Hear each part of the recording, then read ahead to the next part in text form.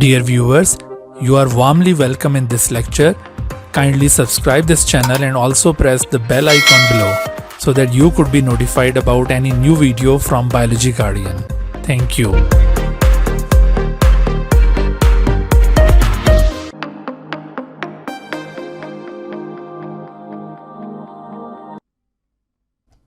बिस्मिल्लाहिर्रहमानिर्रहीम। रब्बिश्रह ली सदरी व यस्सिर ली अमरी वहलुल उक़दतम मिन लिसानी यफ़क़हू क़ौली। Assalamu alaikum dear students, welcome in AS 200 Introduction to Biology course for BS Islamic Studies, and today we are going to learn an overview of photosynthesis. Photosynthesis का जो basic concept है आपको पिछले lectures के अंदर एक्सप्लेन किया था, उसके मुताबिक आपको याद होगा कि फोटोसिंथेसिस एक ऐसा प्रोसेस है जिसमें कार्बन डाइऑक्साइड, जिसे आमतौर पर ऑक्सीडाइज फॉर्म ऑफ कार्बन कहा जाता है, ये कंबाइन होता है with water which is a reduced molecule, और यहाँ पर ये रिड्यूसिंग एजेंट का रोल प्ले करता है। तो कार्बन डाइऑक्साइड और वाटर की कम्बिनेशन से यहाँ पर ग्लूकोज प्रिपेयर किया जाता है, और ग्लूकोज के साथ साथ oxygen as byproduct produce होती है, और वाटर भी यहाँ पे प्रोड्यूस होता है एज बाय प्रोडक्ट।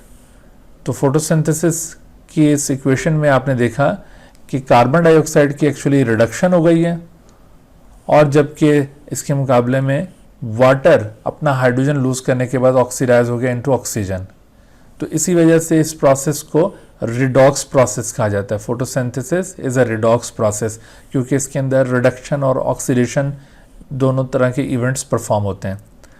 अच्छा, उसके बाद फिर आप देखिए कि ये जो दोनों मॉलिक्यूल्स हैं फोटोसिंथेसिस के रिएक्टेंट्स जिनको कहा जाता है, कार्बन डाइऑक्साइड और वाटर, ये दोनों एनर्जी पुअर मॉलिक्यूल्स हैं, इनके अंदर एनर्जी कम मौजूद होती है। लेकिन इसके मुकाबले में जो प्रोडक्ट्स प्रोड्यूस हो रही हैं उनमें एक प्रोडक्ट ये ग्लूकोज एनर्जी रिच मॉलिक्यूल है। अगरचे सारी प्रोडक्ट्स एनर्जी रिच नहीं है, लेकिन ये ग्लूकोज एनर्जी रिच प्रोडक्ट है।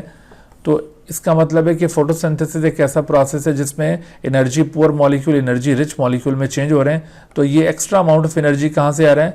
It comes from the sunlight, और इसको एब्जॉर्ब करने के लिए पिगमेंट्स आर अवेलेबल।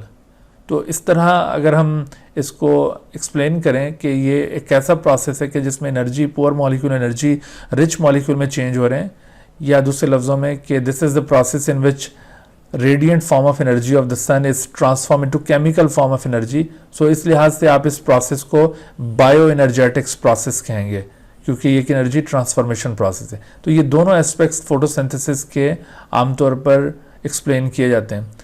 अच्छा, ये फोटोसिंथेसिस इतना सादा प्रोसेस नहीं है कि ये इस तरह से एक इक्वेशन परफॉर्म हो और फोटोसिंथेसिस कंप्लीट हो जाए, बल्कि फोटोसिंथेसिस एक बहुत ही कॉम्प्लिकेटेड प्रोसेस है, और इसको दो फेजेस में डिवाइड किया हुआ है। उनमें से एक फेज कहलाता है लाइट डिपेंडेंट फेज, या इसको कॉमनली लाइट रिएक्शन कहा जाता है, और दूसरे फेज को कहते हैं लाइट इंडिपेंडेंट फेज, या इसे डार्क रिएक्शन कहा जाता है।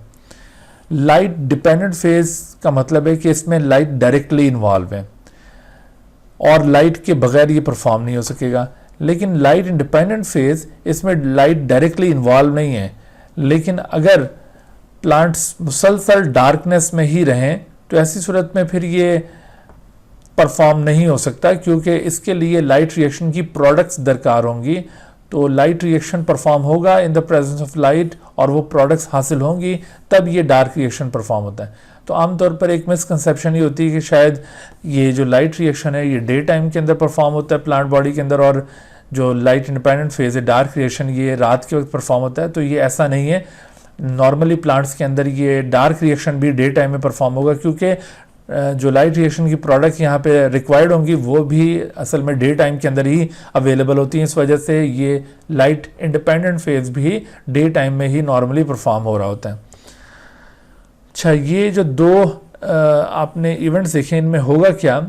एक्चुअली देखिए, ये जो लाइट इंडिपेंडेंट फेज है, लाइट इंडिपेंडेंट फेज के अंदर radiant form of energy chemical form of energy में कन्वर्ट होगी, and that chemical form of energy is actually ATP.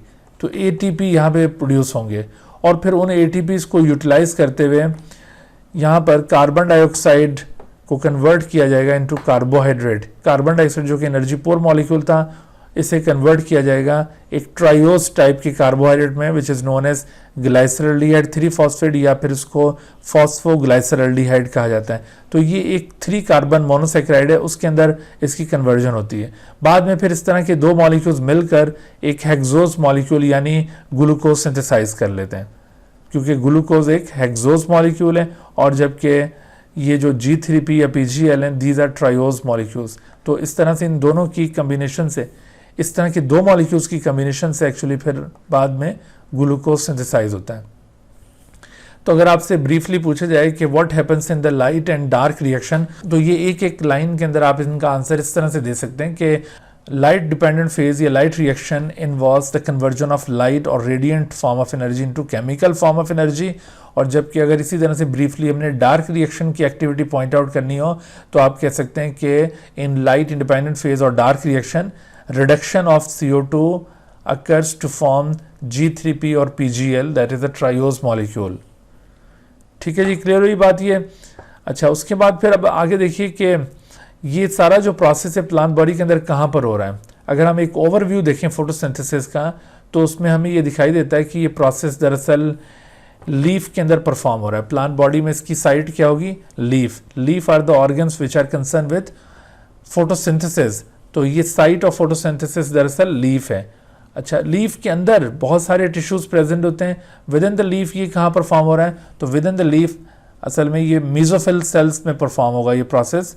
आप देखिए कि ये ऊपर वाली एपिडर्मिस है, अपर एपिडर्मिस, और ये लोअर एपिडर्मिस, दरमियान में आप देखिए ये इस तरह से मेसोफिल सेल्स प्रेजेंट हैं। तो इन मेसोफिल सेल्स के अंदर ये परफॉर्म होता है। अच्छा, मेसोफिल सेल्स में फर्दर ये कहाँ परफॉर्म होगा?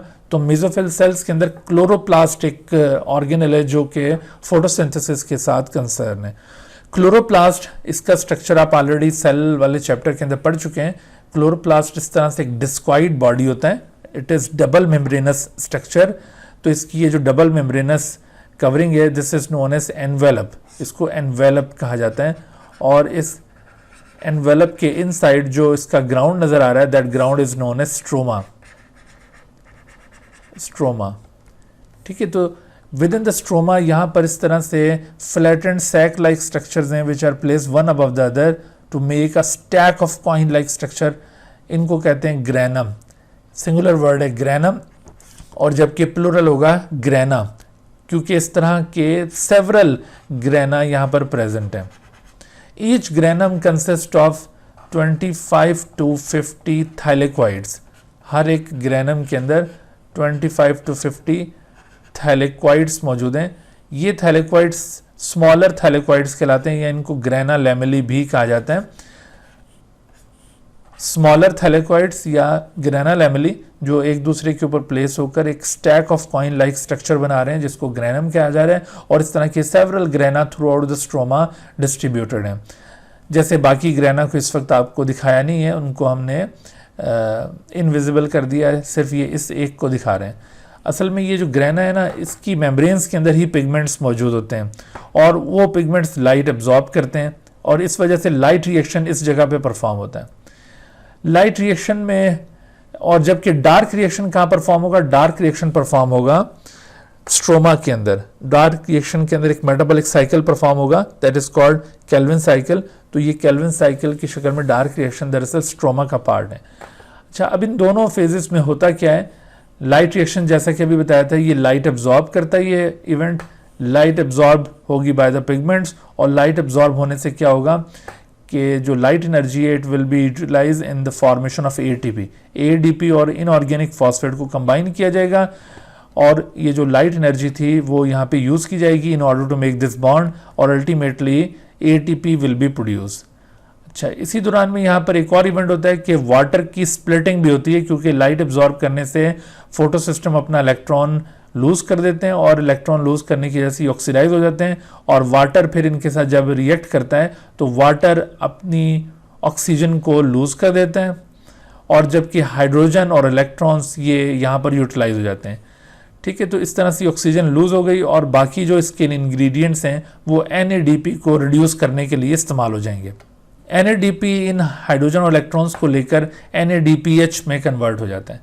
तो इस तरह से आप देखिए कि लाइट रिएक्शन में ये सारे इवेंट यहाँ पे परफॉर्म हो रहे हैं।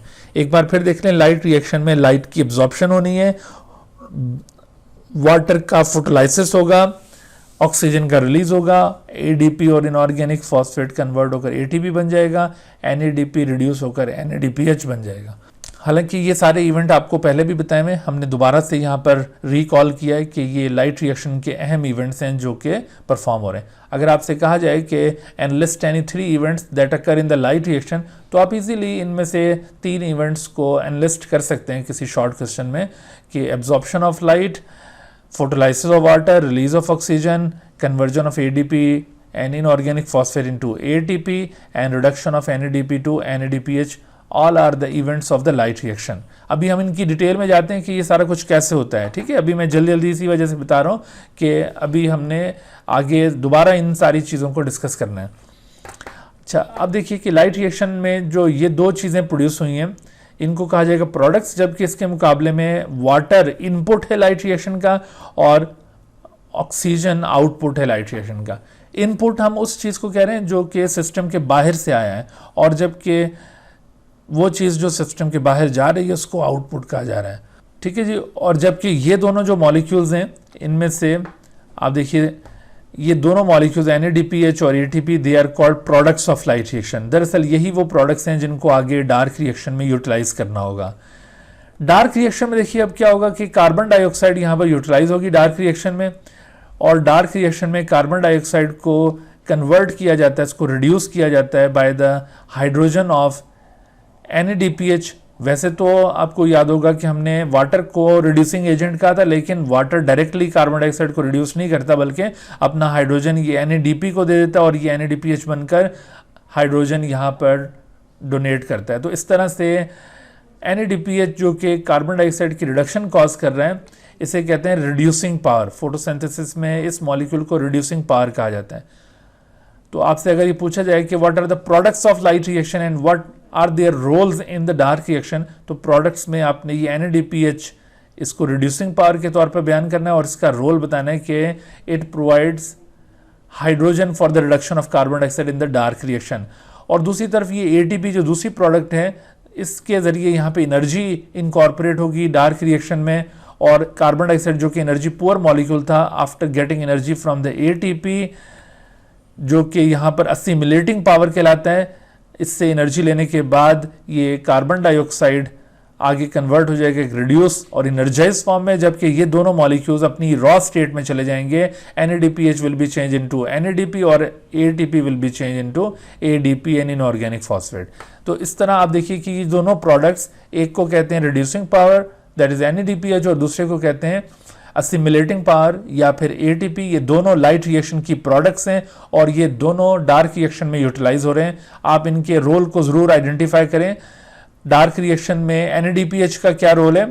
NADPH provides hydrogen for the reduction of carbon dioxide, whereas ATP provides energy for it provides energy to make carbon dioxide as energy rich molecule. ठीक है, तो ये रोल्स आपने यहाँ पे याद रखने हैं।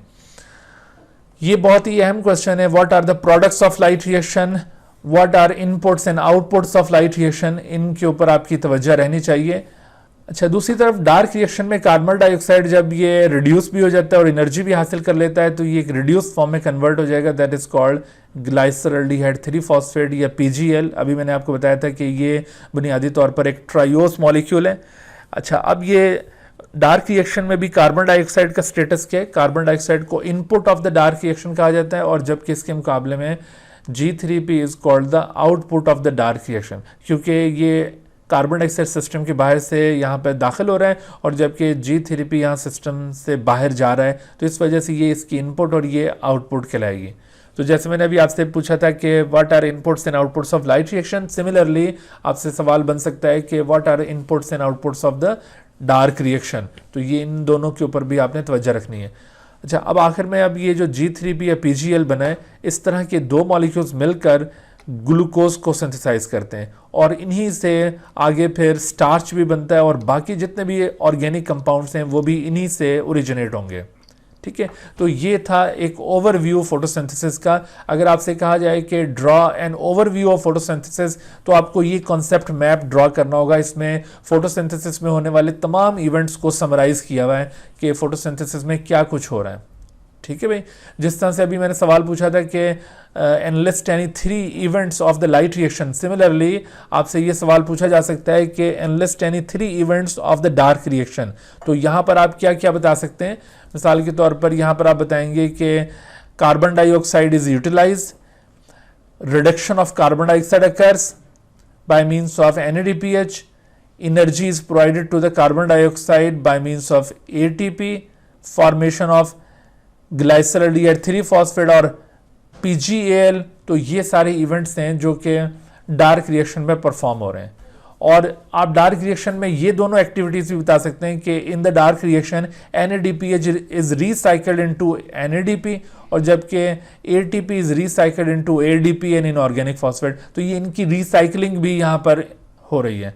तो ये आपने याद रखना है कि कौन कौन से इवेंट डार्क रिएक्शन में और कौन कौन से इवेंट्स लाइट रिएक्शन में। ये इंपॉर्टेंट शॉर्ट क्वेश्चंस होते हैं जो यहाँ से पूछे जाते हैं। तो इस ओवरव्यू की बड़ी अहमियत है, इससे आपको ओवरऑल प्रोसेस के बारे में एक आइडिया मिल जाता है। Dear viewers, thank you for watching this video. If you have not subscribed this channel, kindly subscribe it and also press the bell icon below so that you could be notified about any new video lecture from Biology Guardian. And also do not hesitate to ask any question regarding this lecture. My contacts are shown on the screen. Thank you once again.